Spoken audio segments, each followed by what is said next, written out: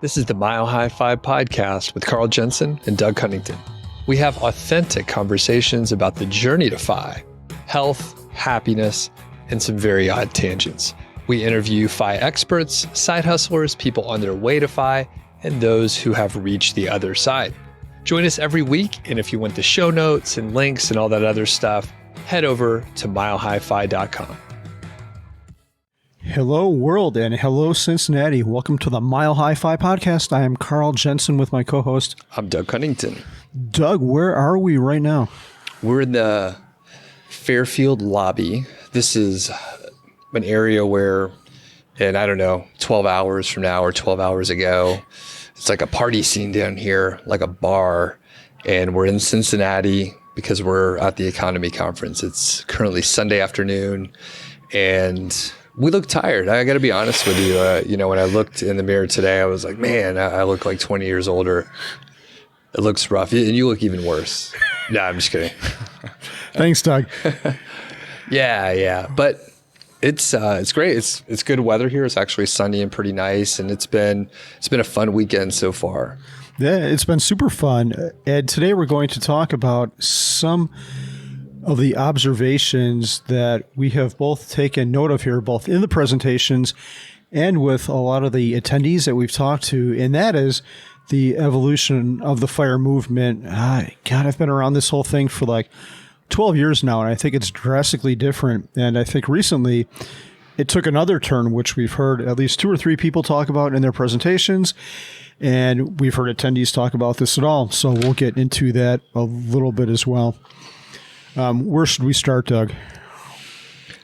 I think, full disclosure, we're still processing some of the thoughts from the talks and like what all those conversations that we've been having, what they all mean. So we're still piecing it together. So I was going to say, like, I don't know where to start. So that was a good way to really waffle around, but that's the real deal. I don't know exactly where to start other than thinking of the first speaker. So it was Alan and Katie Donegan, right? One of the main things they talked about is they said if you had a lot of worries and anxiety when you had a job, that stuff is going to carry over. It's not like it's all going to disappear. And I was talking to J.L. Collins recently, and he says something that's very similar. And the basis of that conversation was, and a lot of this came from me, that I thought when I retired, I thought life would be different and a lot better. And then all of a sudden it wasn't. And JL was like, of course it isn't, because money is going to solve money problems. So if you accumulate enough to leave your job, you're not going to have to worry about money anymore. But it doesn't mean anything else you have going on is just going to automatically disappear. It's still going to be there. And now perhaps you have more time to work on it and more time to digest it and pay attention to it. But your life is going to be pretty much the same, except you don't have to have a job anymore.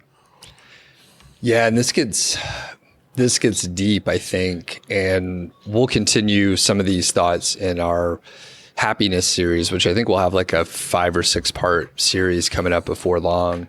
But just to give like a specific example, if you're always stressed out about your job and you're too busy to like catch your breath and you're always stressed out and you're working to hit FI so that you can quit working and then have that stress go away, there's a high likelihood that you're going to just find something else to stress about.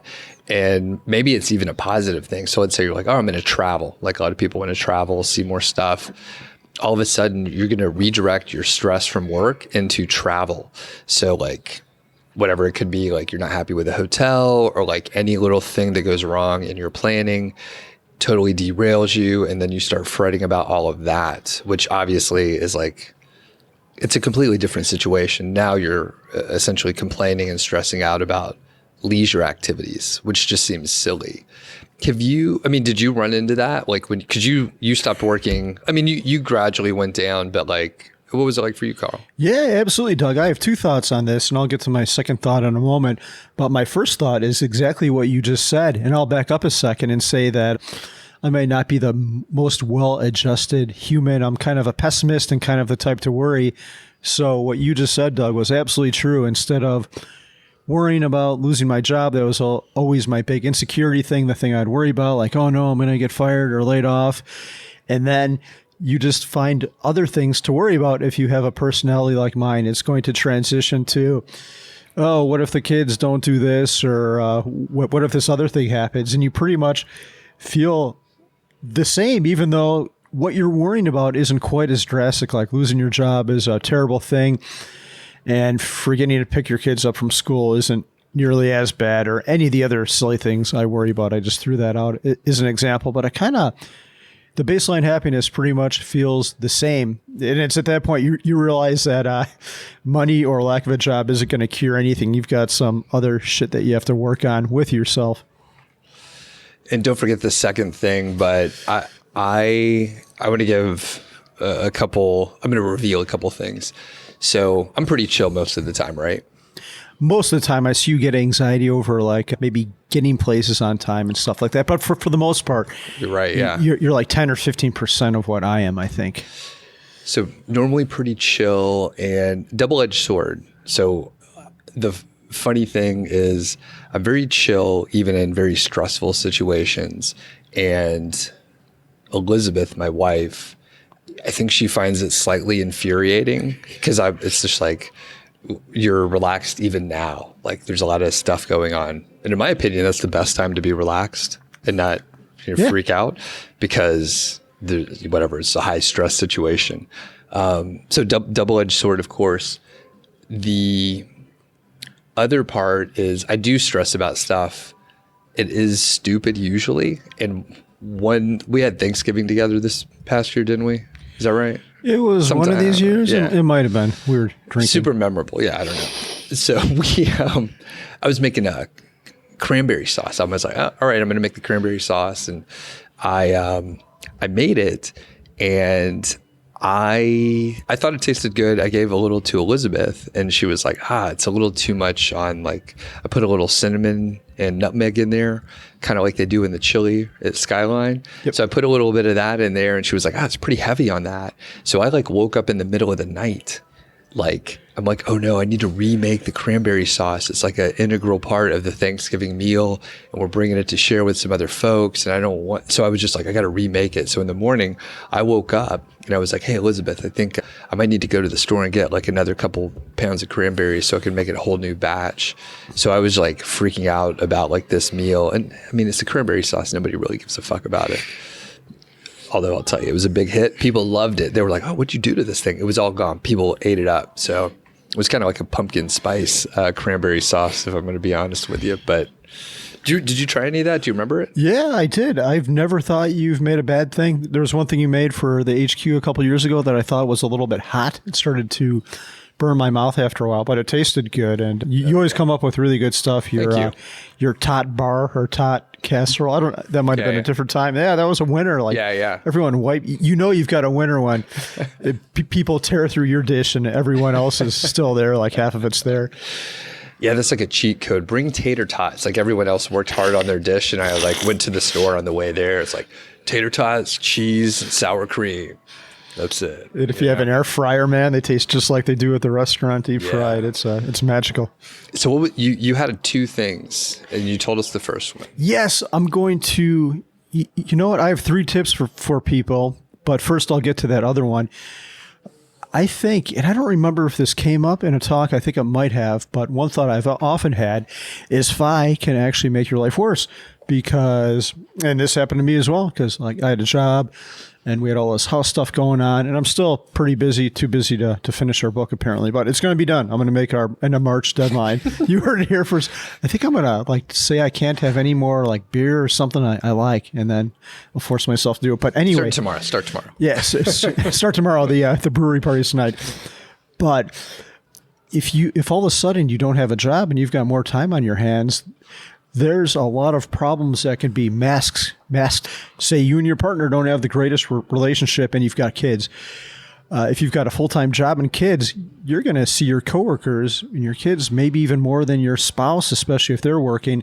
But all of a sudden, if you're not working or one of you isn't working and have more time, there's more time for these problems to surface, and there's more time for you to think about them and ponder them and worry about them before all that time was taken up by a job or whatever that else you have to do. And I think this is a good thing because you're seeing who you really are. I think J.D. Roth said you're laying yourself out bare, or you see your naked self or something like that once you retire. And I think that's great because if these problems are buried underneath a job, that's not good either. You're just suppressing stuff, and it's not good for your subconscious. So I think that stuff definitely came up in my life. And the easy example is just we lived in a cluttered environment, and that drives me nuts. I can't stand it, but I never really, I guess, let it get to me because just too many other things going on, and I might not have been in the house itself that much. But then all of a sudden, no job. I'm done with some of these outside construction things at the HQ or our rental place, and I'm home more often, and I don't want to be in this environment. And it's always driven me nuts, but now it drives me a lot more nuts. So things like that surfaced, and I guess I probably have a couple others that I could think of, but you got to be careful there. But I think that's a good thing because, yeah, you don't want to mask issues. You want to figure out what they are, deal with them, and get them behind you. Do you remember like the specific day when you exposed your naked self? I do it pretty much every day, Doug. And one other follow-up question.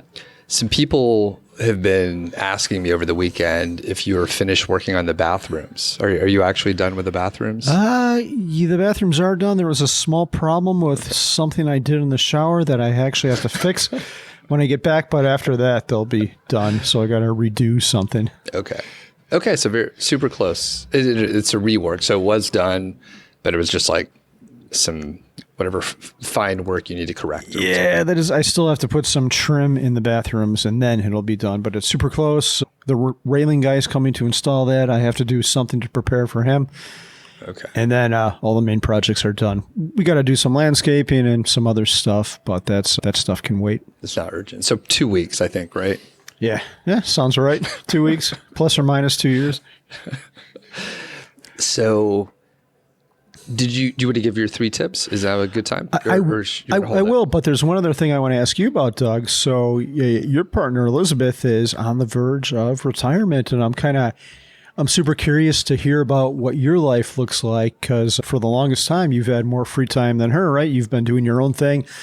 And I know she went down to, did she go down on non-full-time situation? She was part-time? Yeah, so she was part-time. She went to 4 days last year. And for part of this year, which has only been a few months, she was down to 3 days-ish. But she has such a strong work ethic that she was working more than that, even though she had approval to only work 3 days. Okay. Which is crazy because I was doing 3 days when I didn't have approval. So it's a thing. You were that efficient. Yeah. I was super efficient. And so your question is just like, what do I think it might look like where I'm sitting right now? Yeah, I'm kind of curious to see where she goes and how it affects your relationship. It'll probably change things, hopefully for the better, but you'll definitely be around each other more. So an interesting thing, I'm curious too. So a lot of people have been asking this weekend, like, oh, what is your wife going to do now? Like, do you have any specific plans? Because obviously, we know that if you retire, you're not just going to sit idle. So initially, like we do have a trip coming up. It's only a 10-day trip, but I think it's kind of cool because she'll have about 4 days off before we head out. And it will take us out of our normal routine a little bit. A caveat for just the whole situation. So I've worked from home for like a decade or so, roughly. And we have essentially spent most days, most hours together while we're working. Like she worked in the office for, some portion of those years, but like since COVID, so for about 4 years, like she's been working at home like 90% of the time, or 99% of the time. So we're around each other all the time anyway. So luckily we have adjusted, we have figured that portion out. As far as like her day to day, I'm not sure like how it'll look like once some of the smoke clears. We do have a couple other trips coming up. And the good thing is like she does have a handful of hobbies that she'll be able to spend some more time doing. And the other part is she'll need to decompress quite a bit. So she's a lot more high strung than I am. And I've gradually like wound down. So I don't think I was always like this. And you put me in a 9-to-5 job where I have to drive to work in traffic. I was like a completely different person. Like I was stressed out all the time. Traffic sucks. I hate it. You know how much I hate traffic, right? I hardly drive now, so I don't even have to deal with any of that stuff. The point being, Elizabeth will spend hopefully, a few months just like decompressing. And I've heard from people where they say like, yeah, I just started sleeping like 12 hours a day for like a month or so. Did you were still running hard, so you never had like a hibernation period, did you? No, I never did that. Okay. And even still, like you haven't, like you don't sleep a ton, right? Yeah, I sleep much less than you. I probably don't need as much sleep as you, or maybe that's the lie I tell myself. But yeah, I have wound down a lot since I left, just not in the same way as you. So I'm curious too, because she will have to fill her time, but I don't think, I don't want her to get a job soon just because she's like a little bit bored. And like your house, whatever you say, if I say, hey, you don't get a job, she won't get a job. No, I'm just kidding. She doesn't listen to anything I say. But I want her to like get bored and like have space and not like freak out if she is bored, so that she can like work through stuff. And yeah, so it ties into a lot of the stuff that we've talked about. And like, just because you stop working doesn't mean like all your problems are solved then. Yeah, absolutely. Maybe we should put some webcams in your house. Your Elizabeth post-FI retirement could be a reality show for a little while. Yeah, we could set something up like that. I think she'd love that. Yeah, I'll come in there and manufacture some tension. Like I'll walk into your house and like fart in the kitchen when she's eating lunch or something like that. And touch the dog. I'll get bit, and then it'll be great. And I think I need to check with her, but I'm pretty sure she's going to come on the show so we can interview her. A lot of people have asked in the past to have her on, but she was always a little nervous with her job to hop on. But I think, when she leaves, we'll be able, probably early on, to like just check in like within the first week or two. So we'll have to hook that up while everything's still fresh. And of course, we can talk to her anytime. Yeah, that'd be super cool. Maybe talk to her a week or two after, and then maybe like 6 months down the road. Yeah. It is a big transition. Before I get to my 3 points, I was talking to someone this morning, actually. I don't know if you told me about this person, but someone came up to me and said, there's someone here who came here because he wants to meet me. And so I met this guy this morning, and super nice guy. His name was Sam. I guess he had followed my blog since like 2013. And he's like, yeah. I'm like, oh, what brings you here? That's an icebreaker. I always ask. And he's like, well, I came here to thank you, and that's it. I'm like, really? You're not going to go to anything else like tonight? He's like, no, I just wanted to talk to you. And that was super nice. But the thing about him, I'm sorry, that was a little ego stroke there. But the thing about him is, I said, what do you struggle with? And he's like, 1 more year syndrome. I've had enough for a long time, and I can't bring myself to leave. So I just can't do it. And I was telling him, I'm like, well, Sam, you got to think. I think people underappreciate what a big change it is. Like besides maybe getting married, divorced, having kids, like that's probably one of the top 5 life changes you'll ever do. Leaving your job, this thing you did for who knows how many decades, for 40 hours a week, 2,000 hours a year. You might have built your identity around this. You've worked hard to build this career, and then all of a sudden you're just going to stop that. And maybe now that I'm saying that, that's part of the issue. You don't have to think about it as an all or nothing situation. And I wonder if that would be for people like Sam who worry about it. Maybe a mind hack could be, I'm going to leave like for a year, and most people can go back to work. And then if I don't like this, I can just go back, or tell yourself it's temporary. But then when you enjoy FI life, you leave permanently. But yeah, it's not an easy thing to leave your job, except for you, Doug. I think it was pretty easy for you. Yeah. You were kind of, you did it the right way. You slowly separated. Yeah. And it's so interesting. I mean, I was laid off, but I think I slowly like disidentified as like a consultant and a project manager because I didn't care about it too much. And once I started working for myself, like, I was like, I do some marketing and online courses, but I don't identify as that. So as I've shifted, as I've gotten bored with stuff, and some people, like, I've worked in SEO, right? And some people are like, I'm an SEO. I've never said that. Yeah. I'm like, I have some of these skills in various areas. You know, I say I'm a podcaster and I do YouTube now, but I mean, it's not like I specifically identify. So it's been easy for me to just like kind of go to one thing to another, and you know, people are happy with the answer. They're like, oh, you do YouTube videos? Like, that's cool. And then, you know, a lot of people don't care, right? So I think there's a really good tip in there, Doug, for younger people. And I've got a quick story. When I was interviewing for my first job out of computer school, we went to Kraft, like the company who makes cheese and stuff. And there was a bunch of us. They like herded a bunch of people in there, and they're like, we're going to tell you why you should work for Kraft. And the first thing they said is, we have reevaluated all your titles. So you're not going to come in as like a junior programmer anymore. You're going to be in like an assistant to the assistant of the VP's assistant, or just some nonsense like that. So I raised my hand. I'm like, well, I've seen, and there was a couple other things there too, like, and I don't remember what they were, maybe better food. I'm like, well, the title thing is kind of interesting, but have you done anything for pay? Like, pay people more. You call me with the big cheese. I don't give a fuck. Exactly. That's where I'm going with this, Doug. And they're like, that's pretty much the same. Well, maybe they were going to give you a 6-month review instead of waiting a year or something like that. But man, and that's always my attitude. And that's maybe what made it easier for me. I'm like, I don't care what you call me. Just give me as much money as you can, and maybe give me interesting stuff to work on so I can tolerate this for as long as I can. But I don't care what you call me. Call me the king shitface Peckerwood.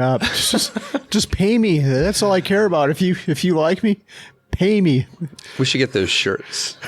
What did you say, king shitface Peckerwood? I think so. Maybe assistant to the king shitface Peckerwood. Man, yeah. So, I mean, I guess it held me back. And actually, it's a double-edged sword, like all stuff, right? So when I went through my jobs and career, I didn't do as good of a job because I wasn't like, I am a consultant and I'm really here to help you, like the Bobs from Office Space or whatever, firing like as many people as I can. But it held me back, but also it made it easy for me to move on to something else because I'm just like, it doesn't matter. Yeah. You can call me whatever you want. We have a sponsor today, Ghost Bed, and our buddy Rich, who we got to hang out with in EconoMe. It was cool to meet him in person because he's a big supporter of the show. And we've been waiting. You guys got your new bed, and you and Mindy have been testing it out. You were telling me you guys tested it out, right? Yeah, we have tested it out. We haven't slept on it, or I know where you're going with this, Doug. Yeah, okay. We haven't done that, but I have some video that perhaps we can splice into this. It is G-rated. It shows us unboxing the bed and laying on it and having a conversation. It'll be fun. Yeah. Okay. Splice it in here. And you already had the camera mounted on the ceiling, you said, so it was no big deal to get the overhead shot. Yes, that's right. It's right next to the mirrors and some of the other devices we have in the basement. So which mattress did you get? Why did you get a mattress? Just kind of expand a little. Yes. So this is the Ghost Bed Classic. This will be a mattress for our guest bedroom. The reason why we got it is only 7 inches thick, and it kind of has to fit into a tight storage area. So it can go in our closet when we don't have guests and can free up space in there. We haven't had the sleeping test, and I know that we're going to have a sleepover. Doug, you're going to come over, and we're going to make popcorn, watch movies. Hallmark movies, I think. Yeah. That's what I was promised. Yeah, Hallmark movies, whatever you want, Doug. And yeah, we'll put a big demarcation line down the middle, so I want you to keep out of my space. It's only a queen, like I sleep on a king usually, so this will be a little bit tighter. I know you like to cuddle at night, but please bring your body pillow for that. I don't want to be your body pillow. Okay. And you have one, right? You have a body pillow. I do. I wonder if Ghost Bed sells one of those. We should look into that. Take a look. It's shaped like a ghost. No, I don't. We need to look. But they do have a full range of products over there. So quick note, it's a family-owned business with 20 years of experience, or over 20 years of experience. They have 60,000 5-star reviews, and their mattresses are super comfortable. They have a wide range. So if you like the thick ones, or you like the more lower profile, or even an RV mattress, they also have all the accessories, sheets, pillows, other things you might need in your bed. I don't know. I think that might be Adam and Eve, but they're not sponsoring the show yet. All right. And they come in different comfort levels too. Like I prefer a cushier pillow or a cushier mattress, but if stiff is what you want, you can get that as well. Yeah. I like the stiff ones, I think. And you can get 101 night at home sleep trial, 20 plus year warranty, and you could save 50% if you go to ghostbed.com/milehighfi with the code milehighfi at checkout. Cool. So there's one quote here that we're going to reference it again, but it's such a good one. We're going to talk about it in the happiness series coming up before too long. This is by Jim Carrey, one of my favorite actors. We both love Dumb and Dumber. It's such a stupid movie. And he should have got an Academy Award for that. I suspect he didn't, but it's a masterpiece. It holds up. Have you watched it recently? I have. I watch it like every year. It's great. Very few movies I can do that with, by the way. So good. I think everybody should get rich and famous and do everything they ever dreamed of so they can see it's not the answer. Man, yeah. Where do you go with something like that? I think what that all boils down to is it's a question of external validation, which is being rich and famous and having people know you are, or internal validation, do what you really want to do, which is a lot harder. You got to figure yourself out, and it's not the obvious thing because Instagram tells us and Facebook tells us we need likes. Yeah, I see it in my kids, but I think that's a recipe for the opposite of happiness, actually. I think, actually, Doug, we're in a sweet spot. Like, some nerdy people who we like to talk to, like, now want to talk to us, which is great. We've made some great friends as a result of this, but we're not, like, people aren't stalking us or trying to steal our hair. Or I don't know. Does that happen? It probably happens. Not for me. I'll tell you that. It's not the hair that they want to get. So I have a couple comments on this quote as well. And I think I've met a lot of people now through the podcast and coming to events that have retired. And it's not unusual for someone to retire and then hit some level of depression, and they have to figure out how to not spiral out of control. And I think what happens, and you hear this with like celebrities who earn a lot of money as well, but basically, like to Jim Carrey's quote here, when you're rich and you're famous and you got all the shit that you wanted, and you retired early and you're still not happy, then you don't have an excuse now, and you know it. And then you're like, oh, fuck, there's some other problem. And maybe it's the thing I didn't want to deal with before. And I just like worked a ton. And I thought if I retired and I didn't have work, then it would just go away. But now it's like confronting you, and you ran out of excuses. Yeah, totally true. And then the problem becomes more difficult because the problem is you. You have to acknowledge that, and you have to figure out what it is, which isn't always easy. So yeah. So what's the answer? We'll solve that in the next whenever we start the series. Yeah, stay tuned for the happiness series, and we're going to tell you everything you need to know. The real answer to happiness is that there is no answer, because if there was, if someone could write a book that was applicable to everyone, they would write it. Everyone would buy the book. Everyone would be happy, and that would be the end. We would all be happy and skipping down the street. But it's different for everyone, so there is no one answer. But we're going to talk about a lot of the framework around it when we get to our series, and how I think people can figure out what their version of happiness is. Mm-hmm. All right. Let's start wrapping up the episode here. We have a couple other things going on today, but I don't know. Is there anything specific that you got out of the weekend?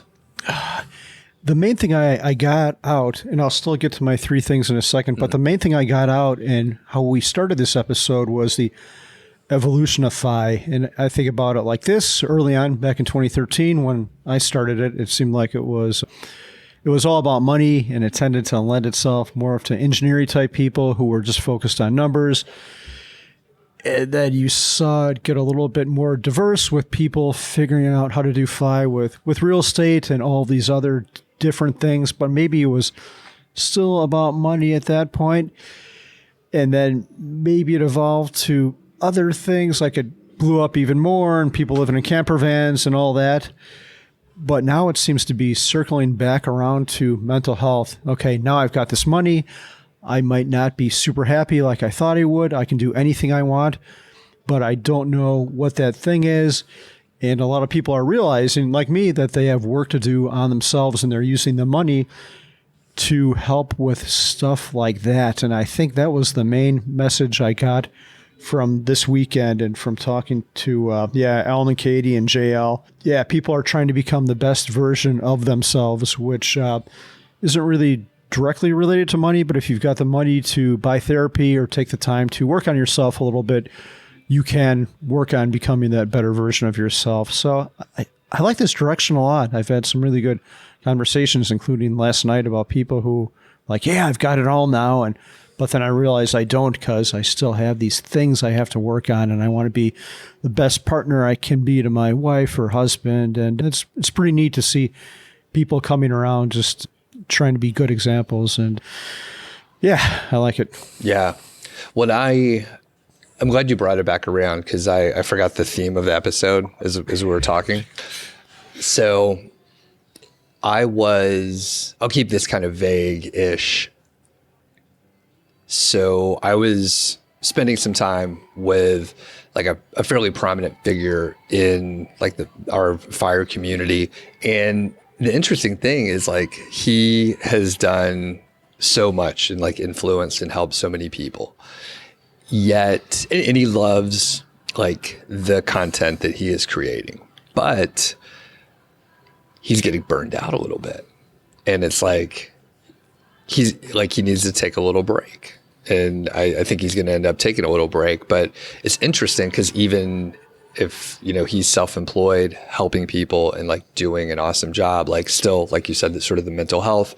And it's like, okay, what am I trying to do here? Like he finds it very rewarding and helpful to spread the message and help people. And like, that is validating. But at the same time, he's like, all right, I need to take a step back and have some time for myself, which is pretty interesting. Again, you rewind to when you started, you were trying to hit FI as soon as possible to stop working. And like, that was kind of, people were like in a little bit of a race, like maybe in an event like 8 or 10 years ago, right? Would people say, like, how long did it take you to hit FI? Was it like a little race, a little contest? I think so. And some people were super crazy. Like, I've got this plan to do it in 2 years. And they would always have very specific dates or number of days. Well, that's not, I did the same thing. So super silly because there's external variables there. But yeah, and you don't hear that kind of talk much anymore.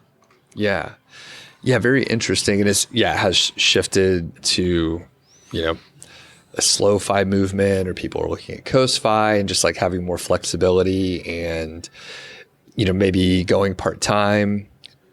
Actually, we're talking to Kristen, meteorologist Kristen. So she's going down to part-time and going to give it a shot, right? So she still has her sort of identity and she enjoys the work and, in air quotes, predicting the weather, best they can. I know they're trying their hardest in the meteorologist industry.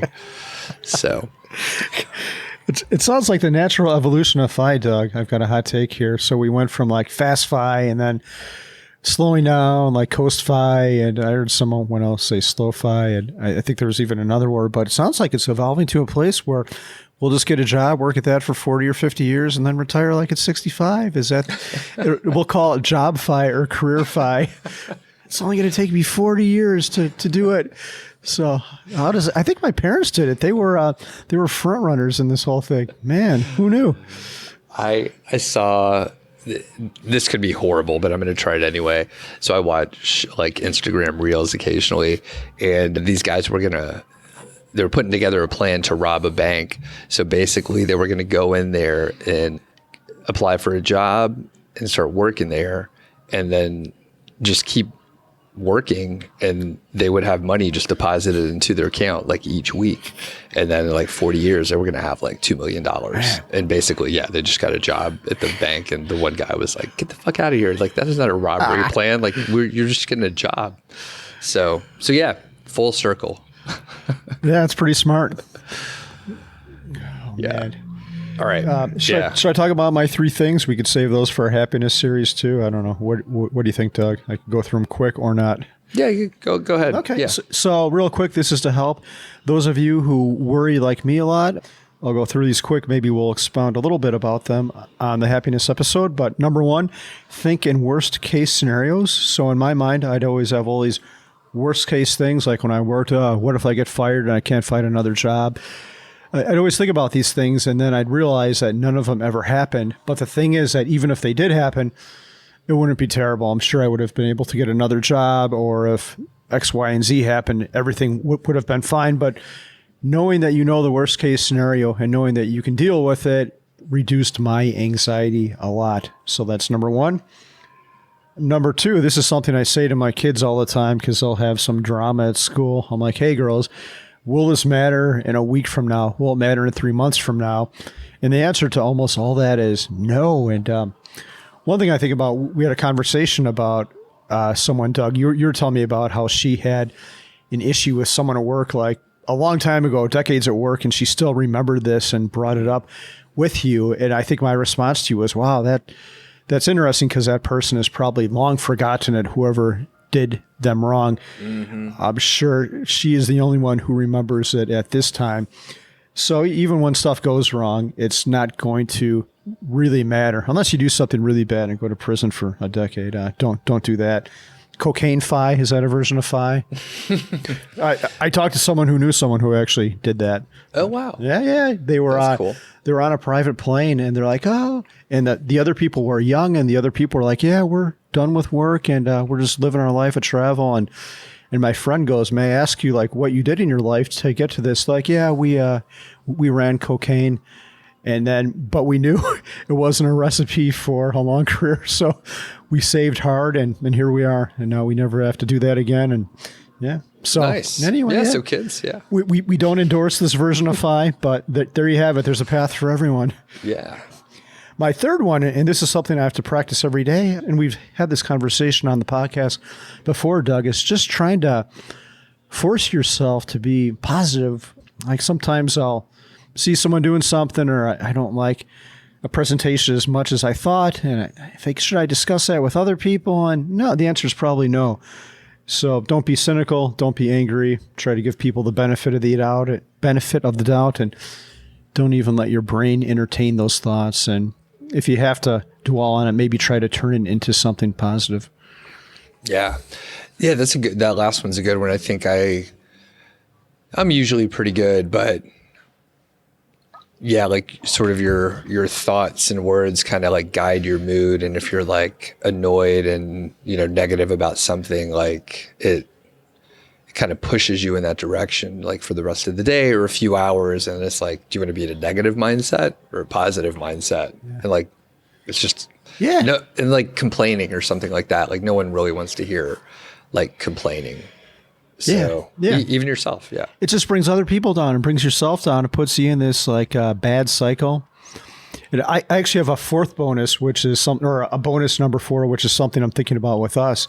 And that one is, don't take yourself too seriously. We were just talking about our jobs, and perhaps we didn't care as much as we should. Yeah, if you stop caring like us, how many references to asparagus did we have? Because we talk about asparagus pea on the podcast, but we've kind of become known for that. Like we're the asparagus pea podcasters, APP. Yeah. I don't know. Yeah. It almost never comes up in any other FI show. And one thing I like is, I think we were talking to JL Collins. He's a good guy. He's smart. And then we start asking him questions about asparagus, start getting him talking about asparagus pea. And like, you just don't hear him talking about it that often. He just rolled with it. I don't know why he answered the question. Do you remember what I'm talking about? Yeah, yes, I do. It was because in his newest book, one of the people who wrote a piece for it was an asparagus farmer. And then he brought that up like unprompted in a different podcast I did with the Mindy podcast. And I thought he did it because he heard us talking about that goofy stuff. So I think we brought it back around to him, and he had no idea that we talked about that. But now he does, and he'll probably never come on the show again. But it was nice having him when we did. We'll send him some asparagus. Yeah, nice white asparagus too. Oh, right. Yeah. Well, quick as or any other thoughts on the topic area? That's all, Doug. I can't wait to get into the happiness series soon. Awesome. Well, quickly tell us about the Mindy on Money show. Oh, yeah, that's thanks for mentioning it, Doug. We're going to have you on there soon, whether you like it or not, whether you want to or not. We might just, if you don't want to be on it, we'll just follow you around with a microphone and ask you questions. You'll be like, get away from me. Stop following me. Yeah, you know the restraining order. I don't have to call the cops again. Yeah, Mindy and I started a podcast. We started that on January 1st. And that one, the focus is more of stuff post-FI. So we try to talk to people who are already retired and hear about what their lives are like. Maybe talk a little bit of strategy with how to get there, but that's not our main focus. It's how to live a good life, and money just happens to be a part of that. So MindyOnMoney.com if you're interested in that. And I got to ask, I mean, it sounds like you guys just ripped off our show. So I think our tagline is like post-FI life and lifestyle and happiness. So like, did you just do the same show with Mindy? What's going on? Who's this Mindy chick? I guess I did subconsciously. Well, she doesn't have hair. And yeah, she kind of looks like you a little bit. So yeah, maybe I did. In all seriousness, we try very hard to, sometimes we'll have the same guests, but we try very hard to talk about different things, different topics. And it's more of a short format too. We try to keep them under 20 minutes. So yeah. Which one's more fun? With me or with her? Which podcast? Yeah. This is like picking your favorite kid, No, I guess. You don't have to answer. All right. That's cool. So you guys can check it out. You're on YouTube. You're on all the podcast players. Yeah. Okay. And then I want to plug something of myself. Would you say that's a weird way to say something? Wait, you want to plug? Is this those mint suppositories you were talking about last night? Or? So I have a podcast accelerator that I launched around the same time. So I'm launching a new show, by the way, in the SEO space, and I'm gonna launch the show, and I'm planning on selling it to hopefully a software company or an agency or something like that. But I know a lot of my friends were like, "Hey, I want to start a show," and actually, people were just asking me about like podcasting. So I was like, "Hey, I'll put together an accelerator." So a few of our friends, a guy named Jason I know, which you didn't meet him at FinCon. But he signed up. He's going to be launching a show. Our friend Amberly Grant, who does Fin Talks, and a lot of people know her. She's been on many shows. And then Mark Troutman, Mark's Money Mind. So he's actually launched his show, and they were in my accelerator. So I wasn't sure if I was going to run another one or create a course on podcasting. But here, a lot of people have asked me and said, "Hey, like, can you tell me more about podcasting?" So I'll probably run it again. And if people are interested, I'll put a link in the description so you could like get a little more information and then maybe send me a note. And it's like a live cohort, workshops, like live sessions. And I show you exactly our workflow and the training, if you want to do it, if you want to hire someone else to do it. And basically it's like how to launch a podcast, and you have accountability because you're working with a group. And then you're also very driven because you've paid me money. And then you're like, well, if I paid Doug money, I should at least launch the fucking show. So that'll be out there, and people seem to like it. Yeah, I've got two comments about this. Number one is I've heard really good things from one of those people you mentioned. So I know your show has a lot of value, or your accelerator program has a lot of value. I probably should have just taken it instead of pinging you with millions of questions over text and in person. But the thing I'll say about a podcast is it's simple and complicated all at the same time. There's a lot of moving parts. Like, obviously you have to be a good speaker, but there's all kinds of technical details too. It's not like a blog where you just go in there, type some words, and then you can edit it pretty easily like a document. With a podcast, you got to be a good talker. You have to have the right equipment, and then you have to have the software and the platform. So there's a lot of moving parts. And I think that's what intimidates people with podcasts. Like, you could be a great speaker, but if you're not comfortable with software and the technical aspects of it, you're either going to have to hire that out or figure it out, which Doug's going to help you do. So I highly recommend doing this. Like, I didn't need any help to stand up a blog. That's pretty easy, but the podcast is much more, and I'm still learning a lot. If you heard some of the early Mindy on Money episodes, you'll know our audio quality was suboptimal, and Doug helped me out with that. So I highly recommend, if you're interested in doing a podcast, get it right from the get-go. Because if you have bad audio on your first couple shows, or you're not getting something else right, maybe you don't know how to work the editing software, you're going to come out with a bad product, and people are going to delete you from their podcast players. So come out from the get-go with the best product you can, and Doug will help you with that. Oh, thanks.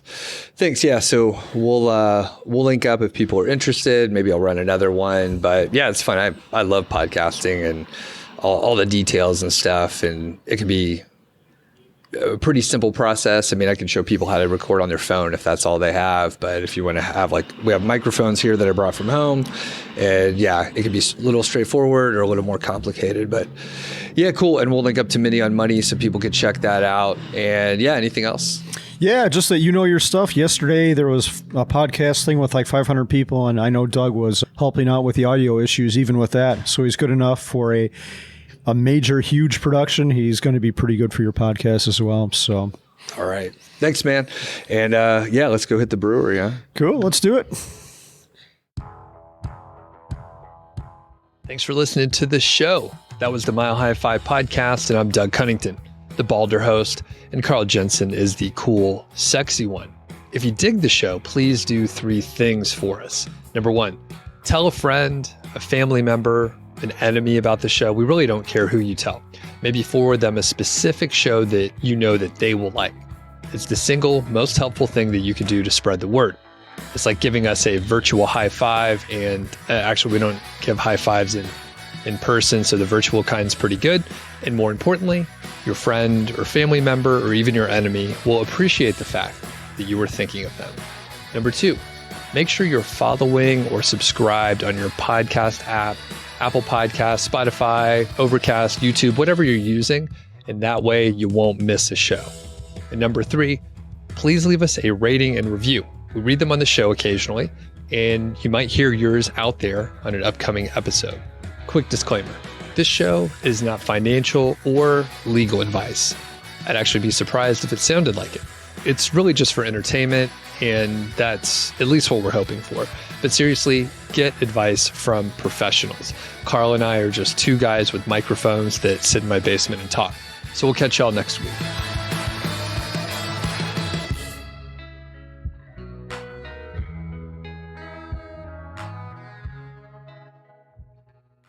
Carl, it is day 4 of the EconoMe Conference. How are you feeling? I am feeling a little bit tired, although better than I have in past economies at this point in time. We've been trying to rein in the partying, although last night I don't think I got in bed till close to 1 a.m.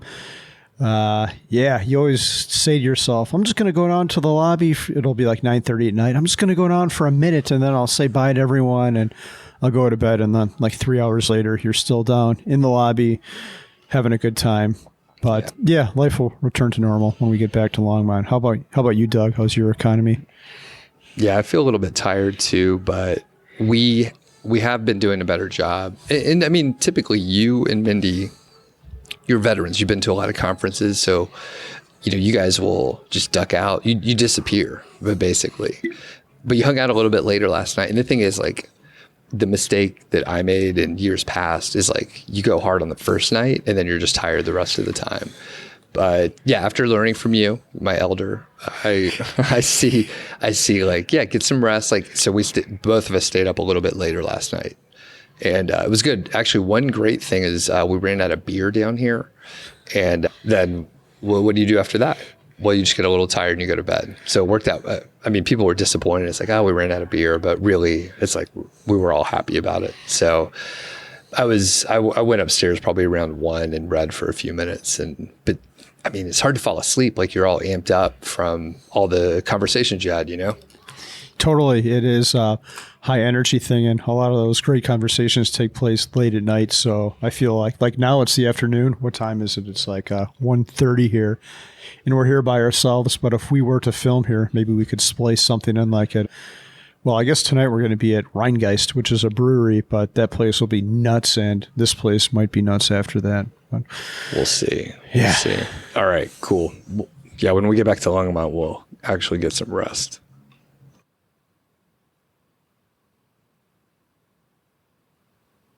I don't know exactly where to start other than thinking of the first speaker. So it was Alan and Katie Donegan, right?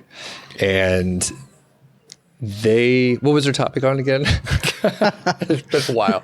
But we have a quote from them early on, right?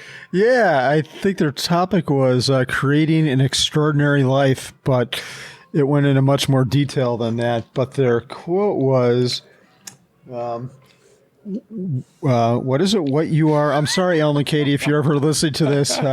It was really, really great. Whatever they said was awesome. Like, wherever you are, there you are. And they said something else, which I think we'll put this at the end. It's pretty funny. It's like usually we could wing it pretty good, but yeah, like once I start laughing, I get a little giggly. Yeah. So okay, what's the quote? Yeah, we have no idea.